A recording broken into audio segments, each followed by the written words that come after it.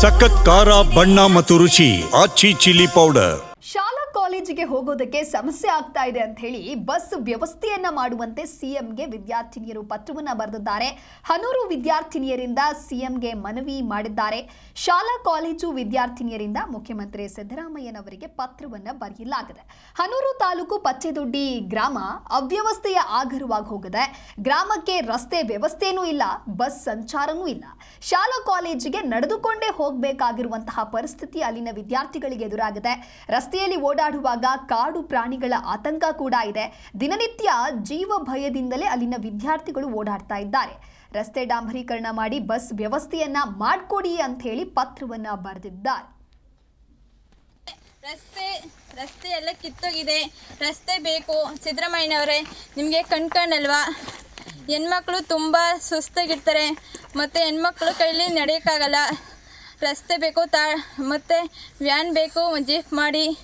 ದಾಳಿಗಳು, ಪ್ರಾಣಿಗಳು ಮನುಷ್ಯರ ಮೇಲೆ ದಾಳಿ ಮಾಡೋಕ್ಕೆ ಬಂದರೆ ಅವ್ರು ತಪ್ಪಿಸ್ಕೊಳಕ್ಕಾಗಲ್ಲ, ಓಡೋಕ್ಕಾಗಲ್ಲ.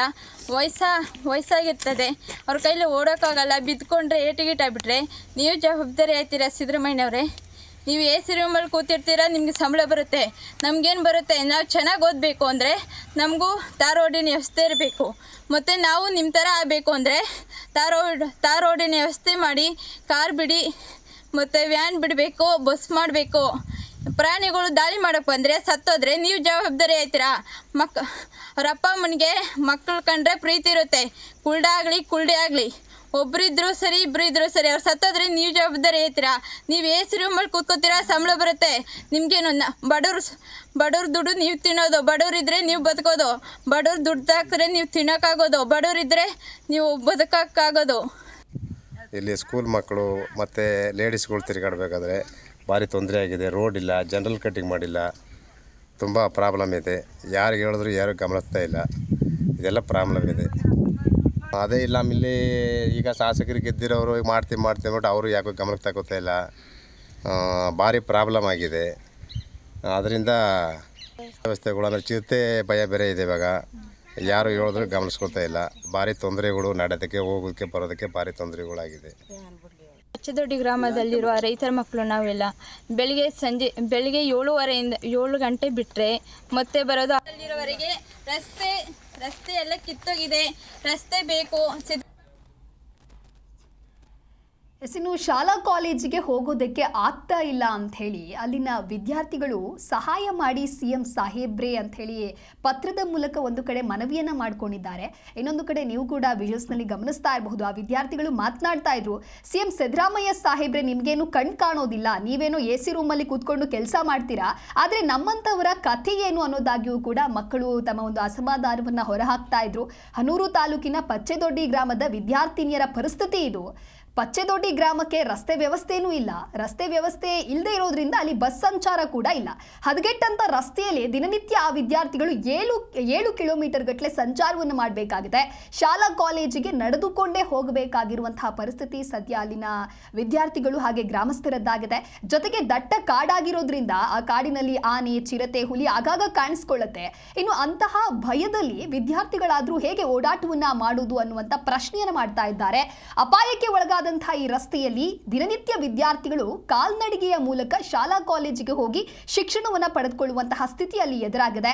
ಕಾಡು ಪ್ರಾಣಿಯಿಂದ ಜೀವಹಾನಿ ಆದಲ್ಲಿ ಸಿಎಂ ಸಿದ್ದರಾಮಯ್ಯ ಅವರೇ ಕಾರಣ ಅಂತ ಹೇಳಿ ವಿದ್ಯಾರ್ಥಿಗಳು ಹೇಳ್ತಾ ಇದ್ದಾರೆ. ರಸ್ತೆ ಡಾಂಬರೀಕರಣ ಮಾಡಿ ಬಸ್ ಸಂಚಾರವನ್ನ ಒದಗಿಸಿ ಅಂತ ಹೇಳಿ ವಿದ್ಯಾರ್ಥಿನಿಯರು ಪತ್ರವನ್ನ ಬರೆದಿದ್ದಾರೆ. ಇನ್ನಾದರೂ ಕೂಡ ಏನ್ ಸಮಸ್ಯೆ ಆಗ್ತಾ ಇದೆ, ಯಾಕೆ ಅಲ್ಲಿ ರಸ್ತೆ ಇಲ್ಲ ಅನ್ನೋದನ್ನ ಪ್ರಶ್ನೆ ಮಾಡಿ ಅಥವಾ ಅದಕ್ಕೆ ಸಂಬಂಧಪಟ್ಟಂತಹ ಅಧಿಕಾರಿಗಳು ಕೂಡ ಮುಂದಾದಾಗ ಮಾತ್ರ, ಏನಾದರೂ ಕ್ರಮವನ್ನ ತೆಗೆದುಕೊಂಡಾಗ ಮಾತ್ರ ಈ ವಿದ್ಯಾರ್ಥಿಗಳು ಶಿಕ್ಷಣವನ್ನ ಪಡೆಯೋದಕ್ಕೆ ಸಾಧ್ಯವಾಗುತ್ತೆ.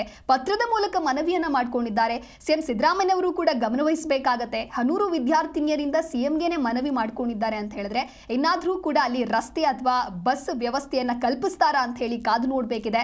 ಒಂದು ಕಡೆ ಕಾಡು ಪ್ರಾಣಿಯ ಭಯ ಇದೆ. ಆ ಭಯದಲ್ಲಿ ವಿದ್ಯಾರ್ಥಿಗಳು ದಿನನಿತ್ಯ 7 ಕಿಲೋಮೀಟರ್ ಓಡಾಡುವಂತಹ ಸ್ಥಿತಿ ನಿರ್ಮಾಣವಾಗಿದೆ.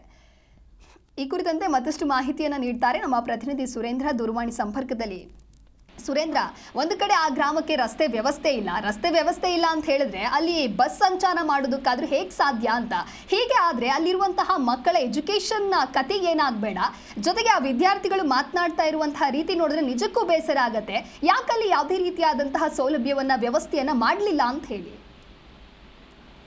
ದಿವ್ಯಾ, ಚಾಮರಾಜನಗರ ಜಿಲ್ಲೆಯ ಹನೂರು ತಾಲೂಕಿನ ಪಚ್ಚದೊಡ್ಡಿ ಎಂಬ ಒಂದು ಗ್ರಾಮ ಇದೆ. ಅದು ಮಲೆಮಹದೇಶ್ವರ ವನ್ಯಜೀವಿ ಧಾಮ ವ್ಯಾಪ್ತಿಗೆ ಒಳಪಡುವಂತ ಗ್ರಾಮ ಇದೆ. ಅದರಲ್ಲಿ ರಸ್ತೆ ತೀರ ಹದಗೆಟ್ಟಿದೆ. ಜೊತೆಗೆ ಅಲ್ಲಿ ಸಾರಿಗೆ ಸಂಸ್ಥೆ ಬಸ್ಗಳು ಕೂಡ ವ್ಯವಸ್ಥೆ ಇಲ್ಲದಿರತಕ್ಕಂಥ ಪರಿಣಾಮ ಏನ್ ಪಚ್ಚದೊಡ್ಡಿಯಿಂದ ಅಜ್ಜಿಪುರ ಅಂತ ಏನು ಊರಿದೆ ಅಲ್ಲಿಗೆ ಪ್ರತಿನಿತ್ಯ ಕೂಡ ಶಾಲಾ ಕಾಲೇಜಿನ ವಿದ್ಯಾರ್ಥಿಗಳು ಆ ಅರಣ್ಯದ ಮಧ್ಯೆನೆ ಕೂಡ ನಡ್ಕೊಂಡು ಹೋಗ್ಬೇಕಾದ ಪರಿಸ್ಥಿತಿ ಬಂದವರಿಗೆ. ಈ ಹಿಂದೆ ಕೆಲ ವರ್ಷಗಳ ಹಿಂದೆ ಶಾಲಾ ಶಿಕ್ಷಣ ಸಚಿವರಾಗಿದ್ದಂತ ಸುರೇಶ್ ಕುಮಾರ್ ಅವರು ಒಂದು ಊರಿಗೆ ಭೇಟಿಯನ್ನ ಕೊಟ್ಟು ಜನವನ ಸಾರಿಗೆ ಎಂಬಂತ ಒಂದು ವ್ಯವಸ್ಥೆಯನ್ನ ಮಾಡಿದ್ರು. ಅಲ್ಲಿ ಅರಣ್ಯ ಇಲಾಖೆ ಜೀಪ್ಗಳ ಮೂಲಕವೇ ಶಾಲಾ ಕಾಲೇಜಿಗೆ ವಿದ್ಯಾರ್ಥಿಗಳನ್ನ ಕರೆದುಕೊಂಡು ಹೋಗುವ ಕೆಲಸವನ್ನ ಮಾಡ್ತಾ ಇದ್ರು. ಬಟ್ ಅದು ಕೂಡ ನಿಂತ ಪರಿಣಾಮ ಹಲವಾರು ತಿಂಗಳುಗಳಿಂದ ಮತ್ತೆ ಏನ್ ಶಾಲಾ ಕಾಲೇಜು ವಿದ್ಯಾರ್ಥಿಗಳಿದ್ದಾರೆ ಅವರು ಕಾಲ್ನಡಿಗೆಲೆ ಶಾಲಾ ಕಾಲೇಜಿಗೆ ತೆರಳಬೇಕಂತ ಪರಿಸ್ಥಿತಿ ಒದಗಿದೆ. ಜೊತೆಗೆ ಹೇಳ್ಬೇಕು ಅಂತಂದ್ರೆ ಮಲೆಮಹದೇಶ್ವರ ವನ್ಯಜೀವಿ ಧಾಮ ವ್ಯಾಪ್ತಿಗೆ ಒಳಪಡೋದ್ರಿಂದ ಅಲ್ಲಿ ಕಾಡು ಪ್ರಾಣಿಗಳ ಭಯವೂ ಕೂಡ ವಿದ್ಯಾರ್ಥಿಗಳಿಗೆ ಒಂದು ಎದುರಾಗ್ತಾ ಇದೆ.